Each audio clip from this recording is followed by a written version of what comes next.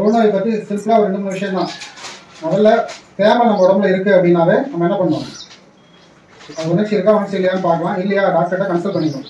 நம்மளுக்கு உடம்புல எங்கேயாவது தேமல் வெளுத்து போய் வெளியே நிறம் சோப்பா கொஞ்சம் வெளுத்து போகிற மாதிரி நிறம் சேஞ்ச் இருக்குது நம்ம பாடியில் ஸ்கின்ல இருக்குது அப்படின்னாவே உடனே நம்ம டாக்டர்கிட்ட கன்சல்ட் பண்ணணும். சரிங்களா? அதில் சப்போஸ் செக் பண்ணி பார்ப்பாங்க உணர்ச்சி இருக்கா இல்லையா, தொழுநோட வாய்ப்பு இருக்கா அப்படிங்கிற மாதிரி செக் பண்ணுவாங்க. சப்போஸ் செக் பண்ணி அது தொழுநோய் தான் அப்படிங்கிற மாதிரி இருந்துச்சுன்னா அதுக்கு வைத்திய முறையாக எடுத்துக்கிட்டா முழுமையாக குணப்படுத்தி விடலாம். இந்த தொழுநோயை பொறுத்தவரைக்கும் என்னன்னா ஆரம்பத்திலே கண்டுபிடிக்கணும். ஆரம்பத்திலே கண்டுபிடிச்சிட்டிங்கன்னா தொழுநோயால் வரப்பட அந்த குறைபாடு கை காலந்து ஊனம் மாதிரி குஷ்டம் மாதிரி மடங்கிறது ஊனம் ஆகிறது அது மாதிரி விஷயங்கள்லாம் வராமல் தடுக்க முடியும். அதாவது தொழுநோயை ஆரம்பத்திலே கண்டுபிடிச்சி அந்த வைத்தியத்தை முழுசாக எடுத்துக்கிட்டா. இல்லை ஐயோ இது சாதாரண தேர்தல் தான் அப்படின்னு சொல்லிட்டு வீட்டுக்குள்ளேயே யாரையும் சொல்லாமல் யாராவது செக் பண்ண வரும்போதும் சுகாதார சம்பந்தமான ஊழியர்கள்ட்டையோ சுகாதாரர்கள்ட்டையும் காமிக்காமல் அப்படியே மறைச்சு வச்சுட்டே இருந்தாங்கன்னா அந்த தொழுநோய் வந்து காலப்போக்கில் என்ன ஆகும், அதோட பாதிப்புகள்லாம் சில விஷயங்கள்ல வெளியில் வந்துடும். அதுக்கப்புறம் வைத்தியம் ஆரம்பித்தா முழுசாக குணப்படுத்த முடியாது.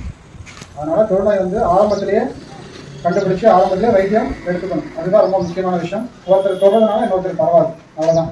சரிங்களா? முதல்ல உடம்புல ஏதாவது தேமல் சிறந்த தோல் இல்லை வெளியே நிற தோல் இது மாதிரி கலர் சேஞ்ச் இருக்குது அப்படின்னா டாக்டர்கிட்ட காமிங்க. உணர்ச்சியற்ற தேமல் தொழுநோயான்னு செக் பண்ணி தொழுநோயாக இருந்தால் அதுக்குரிய வைத்தியம் ஆரம்பிப்பாங்க. கூச்சப்படாமல் வீட்டில் இருக்கக்கூடாது, அது முக்கியமான விஷயம். வைத்தியம் முழுமையாக எடுத்து தான் முழுமையாக சரிப்படுத்தி விடலாம். இது கவர்மெண்ட்டில் உதவித்தொகையும் தராங்க. இந்த வைத்திய காலத்தில் யாரும் தராங்களா இல்லையா? எல்லாத்துக்கும் இல்லை. பட் அந்த முதியோர் உதவித்தொகை வாங்காதவங்களுக்கு கண்டிப்பாக கொடுப்பாங்க. வேறு எதுவும் ஸ்கீமில் பணம் வாங்காதவங்களுக்கு இந்த ட்ரீட்மெண்ட் எடுத்துக்கும் போது பணம் தருவாங்க. சரிங்களா?